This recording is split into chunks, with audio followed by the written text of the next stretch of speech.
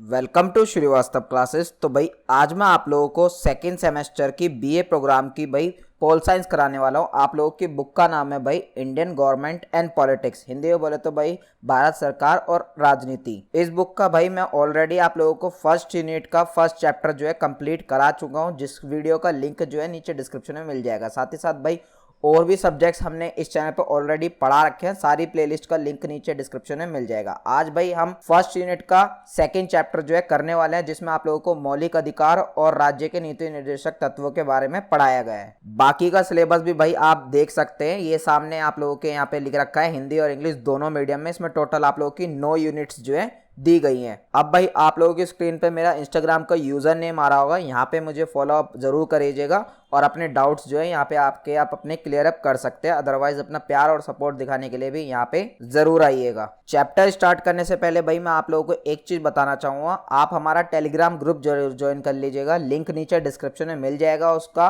उसमें भाई आप लोगों को ये सारे नोट्स भी प्रोवाइड कराए जाएंगे फ्री में, सारी वीडियोस भी आप लोगों को वहां पे मिल जाएंगी सीक्वेंस वाइज, और साथ ही साथ और भी सब्जेक्ट्स की प्लेलिस्ट जो है वो सारी आप लोगों को सब स्टेप बाय स्टेप वहां पे प्रोवाइड करा दी जाएगी आपके डिमांड के बेसिस पे। बात करते हैं भाई अपने चैप्टर की, तो भाई हमारा जो है चैप्टर 2 है और इसमें भाई आप लोगों को मौलिक अधिकार के बारे में डीप में पढ़ाया गया है और नीति निर्देशक तत्व के बारे में डीप में पढ़ाया गया है। तो शुरुआत करते हैं भाई अपने इंट्रोडक्शन से मौलिक अधिकार के। आप लोगों को ये तो पता होगा कि भाई मौलिक अधिकार जो है वो नागरिकों के जीवन के लिए बहुत ही ज्यादा महत्वपूर्ण है, और साथ ही साथ भाई जीवन के लिए महत्वपूर्ण नहीं है, जीवन के विकास करने के लिए भी बहुत ज्यादा महत्वपूर्ण है हमारे मौलिक अधिकार। अब इन मौलिक अधिकारों को भाई संविधान में दिया तो गया है हमें, लेकिन संविधान में कहाँ पे लिखा हुआ है? संविधान में भाई भाग 3 और अनुच्छेद 12 से 35 के बीच में मौलिक अधिकारों के बारे में लिखा हुआ है। अगर आप लोगों को संविधान के बारे में नॉलेज नहीं है तो भाई पिछला चैप्टर आपका उसी के ऊपर था, जाके उसको पढ़ लीजिएगा, लिंक नीचे डिस्क्रिप्शन में मिल जाएगा उस वीडियो का।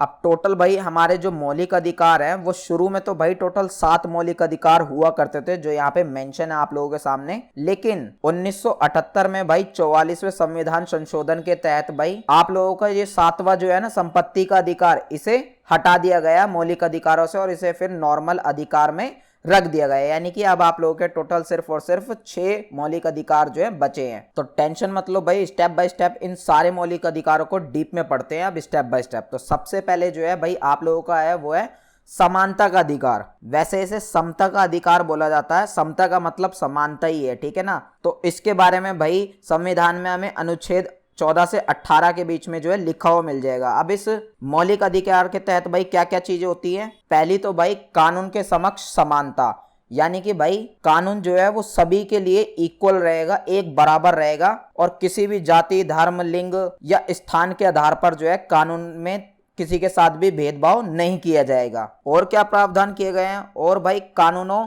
के समान संरक्षण, यानी कि कानून भाई सभी को जो है समान संरक्षण प्रोवाइड कराएगा। ऐसा नहीं है कि कानून भाई किसी को स्पेशल मान के उसको समान संरक्षण दे रहा है, नहीं, सभी के लिए कानून जो है इक्वल रहेगा, सबको समान संरक्षण जो है प्रोवाइड कराएगा, फिर चाहे बस उसे देश का नागरिक होना जरूरी है। अगला क्या प्रावधान किया गया भाई इस मौलिक अधिकार के तहत?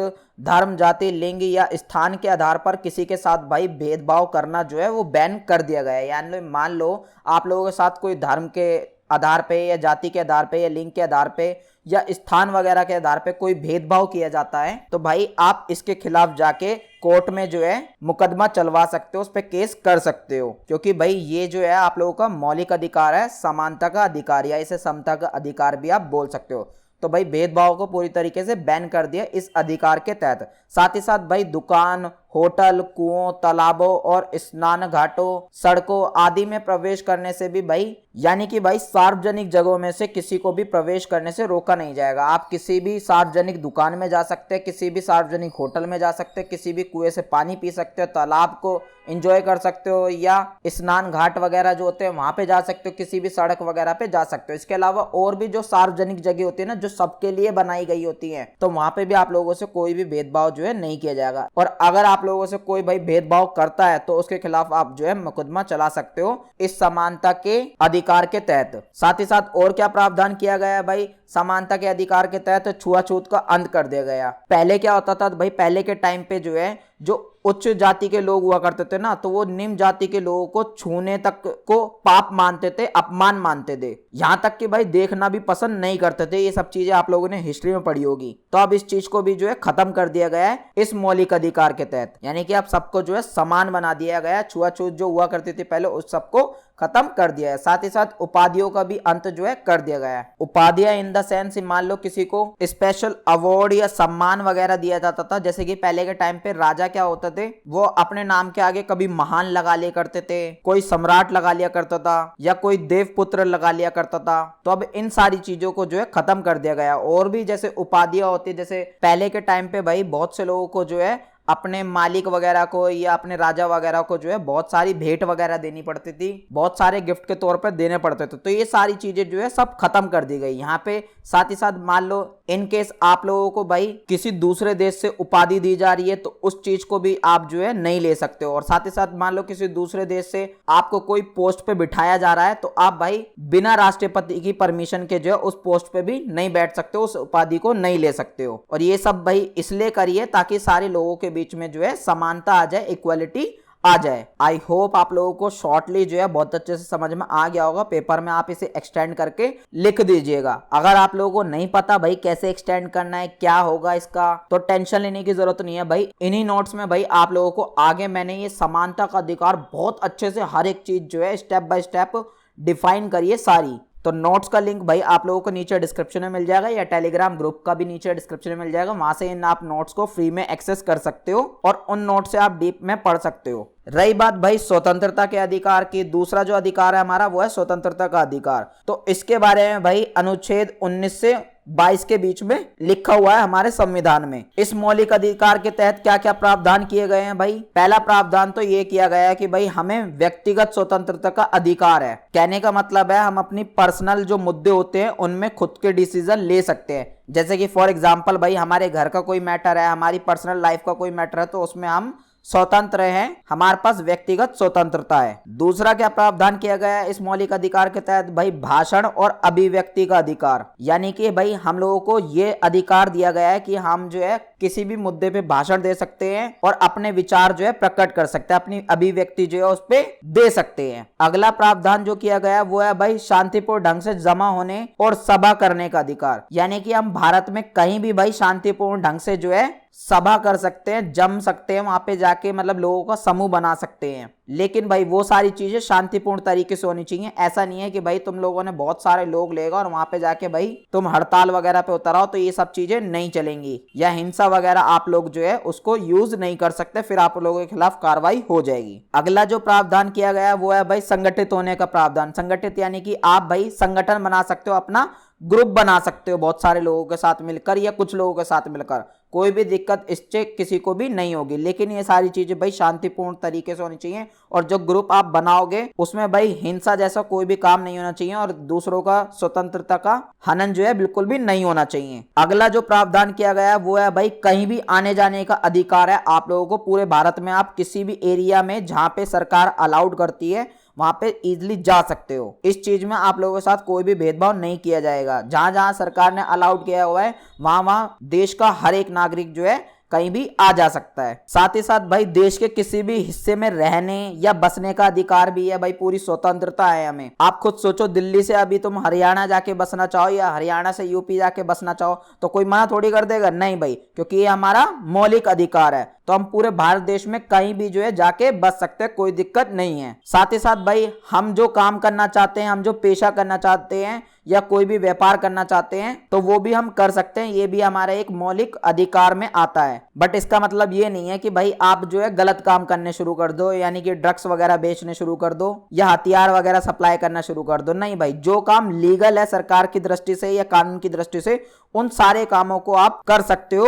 उनमें से कोई भी आप चुन सकते हो अपनी मर्जी से, कोई दिक्कत नहीं होगी। साथ ही साथ और क्या प्रावधान किए गए हैं भाई इस स्वतंत्रता के अधिकार के तहत। और भाई मान लो आप लोगों से कोई अपराध वगैरह हो जाता है या कुछ भी हो जाता है, तो जब तक भाई आप दोषी सिद्ध नहीं होगे तब तक जो है आपका संरक्षण किया जाएगा। ये भी एक मौलिक अधिकार है। ऐसा नहीं है कि भाई पुलिस वाले जो है वो आप लोगों को बहुत ज्यादा टॉर्चर करेंगे या तड़पाएंगे, ऐसा कुछ भी नहीं होगा। आपको दंडित जो है तब तक नहीं किया जाएगा जब तक आप लोगों का दोष सिद्ध नहीं हो जाता। तभी भाई एक हमारे मौलिक कर्तव्य में एक और नियम है, मान लो किसी व्यक्ति को भाई गिरफ्तार किया जाता तो उसे 24 घंटे के अंदर अंदर जो है मजिस्ट्रेट के आगे जो है लेके जाना होता है। ये भाई कानून है, ये हमारा मौलिक अधिकार है। साथ ही साथ और क्या प्रावधान है भाई, हमारी जीवन की रक्षा और दैहिक स्वतंत्रता भी है भाई हमें। यानी कि भाई इस मौलिक अधिकार के तहत जो राज्य है यानी कि सरकार जो है वह आपके जीवन की रक्षा करेगी। इनकेस मान लो आप लोगों को कोई थ्रेट्स आ रहे हैं, कोई धमकी आ रही है या कोई आपको मारना चाहता है तो राज्य जो है यानी कि सरकार जो है वो आप लोगों को रक्षा करने में मदद करेगी। ये आप लोगों का मौलिक अधिकार है। साथ ही साथ आप लोगों को शारीरिक स्वतंत्रता भी है, जिसे आप दैहिक स्वतंत्रता भी कह सकते हो। कहने का मतलब है अपने शरीर से रिलेटेड भाई आप कुछ भी करो, यह आपकी स्वतंत्रता है, आपका मौलिक अधिकार है। अगला क्या प्रावधान किया गया है भाई इस मौलिक अधिकार के तहत, शिक्षा का अधिकार है भाई सभी को। आप लोगों को पता ही होगा 14 साल की उम्र तक भाई शिक्षा जो है वो निःशुल्क है और अनिवार्य शिक्षा है। राज्य जो है वो सबको 14 साल तक निःशुल्क और अनिवार्य शिक्षा जो है प्रोवाइड कराएगा। ये आप लोगों का मौलिक अधिकार है। या आप शिक्षा भी भाई कोई भी शिक्षा चुन सकते हो अपने लिए, जैसे भी किसी भी लेवल पे आप जा सकते हो, कितनी भी पढ़ाई कर सकते हो। इसमें भी आप लोगों को कोई भी बाधित जो है नहीं करेगा, कोई भी नहीं रोकेगा, यहां तक कि आप लोगों को सरकार भी नहीं रोकेगी। साथ ही साथ भाई कुछ अपराधी और सजा पाए लोगों के भी अधिकार है। जैसे कि मैंने अभी बताया आप लोगों को, मान लो किसी को गिरफ्तार किया जाता है तो 24 घंटे के अंदर अंदर जो है भाई उसे मजिस्ट्रेट के आगे जो है पेश करना होता है। उसका एक अधिकार तो ये है। दूसरा अधिकार भाई उसका ये है कि भाई उसको 3 महीने से ज्यादा जो है गिरफ्तार नहीं किया जा सकता। अगर गिरफ्तार करते हैं 3 महीने से ज्यादा तो उसके पीछे विशेष कारण होना चाहिए, यानी कि उसका अपराध जो है वो बड़ा होना चाहिए, विशेष अपराध होना चाहिए उसका। और तीसरा आप कानून बोल सकते हो अपराधियों का या सजा पाए हुए का कि भाई उसे एक ही गुनाह के लिए बार बार सजा जो है नहीं मिलेगी। यानी कि मान लो आपने कोई गुनाह कर दिया तो उसके लिए आपको बार बार सजा नहीं मिलेगी, सिर्फ एक बार ही सजा मिलेगी। तो ये सारे कुछ भाई आप लोगों के अपराध से रिलेटेड जो है स्वतंत्रता दी गई है या अधिकार दिए गए हैं स्वतंत्रता के मौलिक अधिकार के तहत। आप लोगों को समझ में आ गया होगा। तो ये थे भाई आप लोगों का दूसरा मौलिक अधिकार, स्वतंत्रता का अधिकार। पढ़ते हैं भाई अब तीसरे अधिकार को, जो है भाई आप लोगों का शोषण के विरुद्ध अधिकार। इसका जो वर्णन है वो भाई अनुच्छेद 23 से 24 के बीच में दिया गया है संविधान में। इस मौलिक अधिकार के तहत भाई क्या क्या प्रावधान किए गए हैं। पहला तो भाई दुर्व्यापार हो या बंधुत्व मजदूरी हो, इन सब चीजों पे रोक लगाई गई है। इस सब चीजों को बैन करा गया है। बंधुआ मजदूरी आप लोगों को पता होगा पहले के टाइम पे हुआ करती थी। क्या करते थे भाई लोग कि बड़े बड़े जो अमीर लोग होते थे, जमींदार लोग होते थे, वो एक दूसरे किसानों को, मजदूरों को जो है गुलाम की तरह रखते थे और गुलाम की तरह ही भाई सारा काम जो है कराते थे और उनके सारे डिसीजन भी खुद लेते थे। तो इस चीजों को भाई बैन जो है कर दिया गया आज के टाइम पे। साथ ही साथ भाई दुर्व्यापार यानी कि कोई इलीगल काम है तो उन सब चीजों को भी बैन कर दिया। जैसे ड्रग्स सप्लाई हो सकता है भाई आप लोगों का, या हथियार वगैरह सप्लाई करना या बनाना या नोट छापना, तो ये सब जो है इलीगल कर दिया गया, इसे बैन कर दिया गया, इस पर रोक लगा दी गई शोषण के विरुद्ध अधिकार के तहत। साथ ही साथ भाई जोखिम वाले कामों में बच्चों से मजदूरी पर करने पर जो है रोक लगा दी। यानी कि कोई ऐसा काम जिसमें भाई बच्चों की जान को जोखिम है, बच्चों को जोखिम है, तो उन कामों को भाई आप बच्चों से जो है नहीं करा सकते। और आप लोगों को पता भी होगा एक कानून ये भी है कि भाई 14 साल से उम्र के जो कम बच्चे हैं उनसे आप काम जो है नहीं करा सकते, ये इलीगल है, ये बैन है। तो ये सब हमारे जो है मौलिक अधिकार है। और अगर आप लोगों से मान लो कोई कराता है, बंधुआ मजदूरी कराता है या कोई दुर्व्यापार गलत व्यापार कराता है कोई, या आपके बच्चों वगैरह से मजदूरी कराता है जिसमें जोखिम है, तो आप उसके खिलाफ जो है कोर्ट में कार्रवाई कर सकते हो, एक्शन ले सकते हो। इस मौलिक अधिकार के तहत जो है आप लोगों का शोषण के विरुद्ध अधिकार, यानी कि आप लोगों का जो बस शोषण होना चाहिए, शोषण हो रहा है तो आप जो है जाके सुप्रीम कोर्ट में या कोर्ट में अपनी आवाज जो है उठा सकते हो। पढ़ते हैं भाई चौथा जो मौलिक अधिकार है वो है आप लोगों का धार्मिक स्वतंत्रता का अधिकार। इसका वर्णन जो है भाई अनुच्छेद 25 से 28 के बीच में दिया गया है हमारे संविधान में। इसके तहत क्या क्या प्रावधान किए गए हैं कि भाई सबसे पहले तो आप लोगों को आस्था और प्रार्थना करने की पूरी आजादी है। यानी कि आप किसी भी ईश्वर में, किसी भी तरीके के ईश्वर में विश्वास कर सकते हो, आस्था रख सकते हो, कुछ भी मान सकते हो ईश्वर के बारे में। साथ ही साथ प्रार्थना करने का भी भाई आपकी आजादी है, आप किसी भी तरीके से पूजा पाठ कर सकते हो ईश्वर की, यह आप लोगों का मौलिक अधिकार है। और क्या प्रावधान किए गए हैं भाई धार्मिक मामलों में प्रबंधन, यानी कि सरकार जो है वो भाई धार्मिक मामलों को मैनेजमेंट करेगी, उनका प्रबंधन जो है करेगी इस मौलिक अधिकार के तहत। साथ ही साथ मान लो आप लोगों को कुछ अपने धर्म से रिलेटेड कुछ स्पेशल करना है तो भाई उस चीज के लिए आप लोगों को टैक्स चुकाने की कोई भी जरूरत नहीं है, उस चीज से आप स्वतंत्र हो। जैसे पहले के टाइम पे क्या हुआ करता था, राजा वगैरह जो हुआ करते थे वो टैक्स वगैरह लगाते थे भाई धर्म के नाम पे। आपने जजिया कर सुना होगा, तो वो धार्मिक यात्रा करने वाले लोगों पे जो है लगाया जाता था, यानी कि जो लोग धार्मिक यात्रा करते थे उन पे ये वाला कर लगाया जाता था, जजिया कर। तो अब इन सारी चीजों को जो है बैन कर दिया गया है। अब आप लोगों को कोई भी जो है टैक्स देने की जरूरत नहीं है अगर आप कुछ करते हो तो, धर्म से रिलेटेड स्पेशल। साथ ही साथ भाई मान लो कोई शिक्षा संस्थान है, यानी कि कोई स्कूल हो गया, कोई कॉलेज हो गया, या कोई और भी जगह हो गई जहां पे शिक्षा वगैरह दी जा रही है, या कोई ऐसी धार्मिक जगह है जहां पे भाई धर्म के बारे में शिक्षा दी जाती है या धर्म की पूजा पाठ वगैरह के बारे में सिखाया जा रहा है आप लोगों को, तो वहां पे आप जा सकते हो। आप लोगों को कोई भी जो है नहीं रोकेगा, क्योंकि ये आप लोगों का मौलिक अधिकार है। आप खुद सोचो, अगर मान लो आप हिंदू हो और आप मुसलमानों की मस्जिद में जा रहे हो तो आप लोगों को कोई मना करेगा? नहीं करेगा बिल्कुल भी। इसी टाइप से भाई आप मान लो मुस्लिम हो तो आप भाई मंदिरों में जा सकते हो, आप गुरुद्वारे में जा सकते हो, आप चर्च में जा सकते हो, मतलब कहीं भी जा सकते हो, कोई दिक्कत नहीं होगी। आप लोगों को कोई रोक नहीं सकता, इस चीज की आप लोगों को स्वतंत्रता है, क्योंकि ये आप लोगों की धार्मिक स्वतंत्रता है। आप किसी भी धर्म को मान सकते हो, कोई दिक्कत नहीं होगी। या आप लोगों के ऊपर है कि आप किस धर्म को मानना चाहते हो। बढ़ते हैं भाई अपने पांचवें अधिकार के ऊपर, वो है भाई हमारा संस्कृति और शिक्षा संबंधी अधिकार। इस अधिकार का जो वर्णन है भाई वो अनुच्छेद 29 से 30 के बीच में मिलता है संविधान के अंदर। और इस हमारे मौलिक अधिकार के तहत भाई क्या क्या प्रावधान किए गए हैं। सबसे पहला तो भाई आप अपनी संस्कृति और शिक्षा को बनाए रखने के लिए भाई सरकार से मदद मांग सकते हो, सरकार से हेल्प मांग सकते हो। अदरवाइज सरकार खुद भी करती है। जैसे फॉर एग्जांपल अल्पसंख्यक लोग हैं तो उनकी भाषा और संस्कृति को संरक्षण करने के लिए जो है सरकार मदद करती है। तभी तो भाई भारत में इतने सारे भाषा के लोग जो हैं वो रह रहे हैं, इतनी सारी संस्कृति के लोग रह रहे हैं, क्योंकि सरकार भी उन्हें हेल्प करती है अगर कोई उन्हें दबाने की कोशिश करता है या उनकी संस्कृति और उनकी भाषा का अपमान करता है तो। साथ ही साथ भाई जो अल्पसंख्यक लोग हैं, यानी कि पिछड़े हुए लोग कह सकते हो आप, तो उन लोगों के लिए भाई शैक्षिक संस्थान यानी कि स्कूल कॉलेज वगैरह जो है वो स्थापित किए जाएंगे सरकार द्वारा, क्योंकि ये उनका एक अधिकार है ताकि भाई उनकी जो है शिक्षा वगैरह बन सके। साथ ही साथ भाई इस अधिकार के तहत आप कोई भी शिक्षा प्राप्त कर सकते हो, अपने लिए कोई भी शिक्षा जो है चुन सकते हो, कोई दिक्कत नहीं होगी। और लास्ट जो हमारा मौलिक अधिकार है वो है भाई संवैधानिक उपचारों का अधिकार। इसके बारे में भाई अनुच्छेद 32 में जो है दिया गया है संविधान में। और एक तरीके से कह सकते हैं भाई ये वाला मौलिक अधिकार जो है वो सबसे ज्यादा इंपॉर्टेंट है। वो क्यों? क्योंकि भाई इस मौलिक अधिकार के तहत ये प्रावधान किया गया है कि भाई आप लोगों के जितने भी ये 6 के 6 मौलिक अधिकार हैं तो इनको लागू कराने के लिए भाई आप न्यायालय में जा सकते हो, यानी कि कोर्ट वगैरह में जा सकते हो। इनकेस मान लो आपका कोई मौलिक अधिकारों का उल्लंघन करता है, कोई आप लोगों के मौलिक अधिकारों को अपमान करता है, तो भाई आप इस वाले मौलिक अधिकार के तहत जो है न्यायालय में जा सकते हो और फिर न्यायालय जो है उस बंदे के ऊपर, उस व्यक्ति के ऊपर जो है कार्यवाही करेगा और आप लोगों की रक्षा करेगा। तो आई होप आप लोगों को समझ में आ गया होगा संवैधानिक उपचारों का अधिकार, यानी कि एक ऐसा अधिकार है जो आपके मौलिक अधिकार से रिलेटेड जो प्रॉब्लम है ना सारी, या और भी किसी चीजों से रिलेटेड आप लोगों की प्रॉब्लम है, उसका भाई संविधान के तहत जो है उपचार किया जाएगा, यानी कि संविधान के तहत जो है उसका समाधान किया जाएगा कोर्ट वगैरह में। आई होप आप लोगों को ये 6 के 6 जो है मौलिक अधिकार आप लोगों को ढंग से समझ में आ गए होंगे। इसमें जो 2 मेन इंपॉर्टेंट है आप लोगों से जो पेपर में पूछे जाते हैं वो है भाई समानता का अधिकार और स्वतंत्रता का अधिकार, क्योंकि आप लोगों के सिलेबस में भी इसे डीप में पढ़ाया गया है। तो वैसे तो भाई मैंने आप लोगों को शॉर्टली समझा दिया है सब कुछ, और अगर फिर भी भाई आप लोगों को ये दोनों डीप में पढ़ने हैं तो भाई मैंने इन्हें अच्छे से एक एक चीज जो है एक्सप्लेन कर रखी है बढ़िया करके। देख सकते हो आप यहाँ पे, ये है आप लोगों का समानता का अधिकार।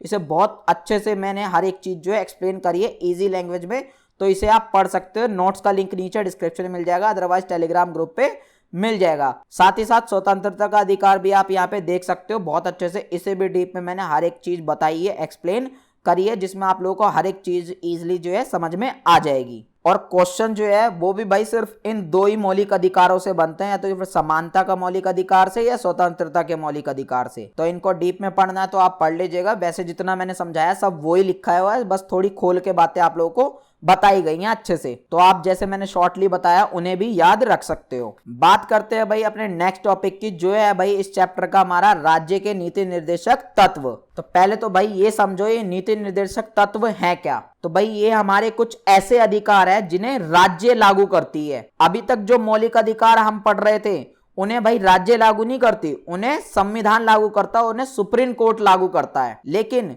ये वाले कुछ ऐसे अधिकार है जिन्हें कौन लागू करेगा भाई, राज्य लागू करेगा। राज्य से मतलब है इनका सरकार। मैं थोड़ा पास्ट में ले जाता हूं आप लोगों को। देखो भाई जब संविधान बनाया जा रहा था संविधान की सभा द्वारा, तो क्या हुआ था भाई, एक संविधान सभा के सलाहकार थे जो थे भाई BN राव। ठीक है भाई, क्या नाम था इनका, BN राव, ये थे भाई सलाहकार। तो इन्होंने भाई संविधान बनाने वालों को ये सलाह दी कि हमारे जो मौलिक अधिकार है ना वो दो तरीके के होने चाहिए। दो तरीके के कैसे, एक तो वो मौलिक अधिकार जो हमने अभी ऊपर पढ़े हैं, और एक वो वाले मौलिक अधिकार होने चाहिए जो ज्यादा इंपॉर्टेंट नहीं है, तो उन्हें दूसरे टाइप के मौलिक अधिकार बोल दे जाना चाहिए। तो ऐसे में भाई जो संविधान बनाने वाले लोग थे, संविधान सभा थी, उन्होंने BN राव की बात मान तो ली, लेकिन उसमें थोड़ा सा बदलाव कर दिया। बदलाव क्या भाई, मौलिक अधिकार को तो ऐसी के ऐसी रख दिया इन लोगों ने मौलिक अधिकार के नाम से ही, और जो दूसरे अधिकार की बात कर रहे थे BN राव, उनको भाई नाम दे दिया राज्य के नीति निर्देशक तत्व,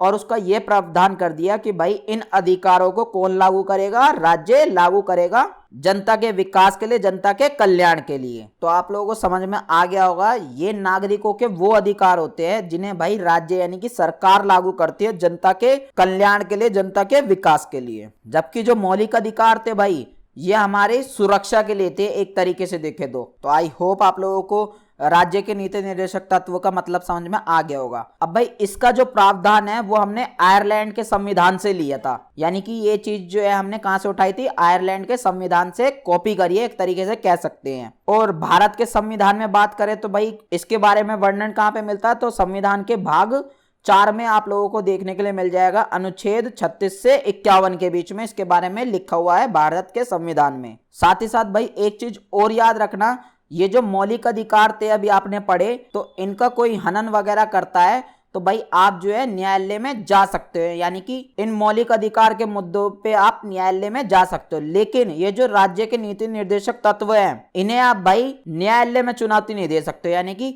इनके लिए आप जो है न्यायालय में नहीं जा सकते। यहाँ पे एक चीज और बताना चाहूंगा भाई, ये जो आप लोगों को नीति निर्देशक तत्व पढ़ाए जाते हैं इन्हें 3 पार्ट्स में डिवाइड करके पढ़ाया जाता है आप लोगों को। लेकिन भाई आप इन 3 पार्ट्स को इग्नोर कर सकते हो, कोई दिक्कत नहीं है, आप डायरेक्ट जो है सारे ये नीति निर्देशक तत्व ही याद रख सकते हो। ये पार्ट वगैरह याद रखने की जरूरत आप लोगों को नहीं है। बस डायरेक्ट आप लोगों को ये याद रखना है कि किस अनुच्छेद के तहत क्या क्या बातें की गई हैं, क्या क्या प्रावधान जो है किया गया, बस इतना आप लोगों को याद रखने की जरूरत है। अब ये सारी बातें भाई मैं आप लोगों को पढ़ाऊंगा नहीं, क्योंकि वीडियो जो है वो बहुत ज्यादा लंबी हो जाएगी।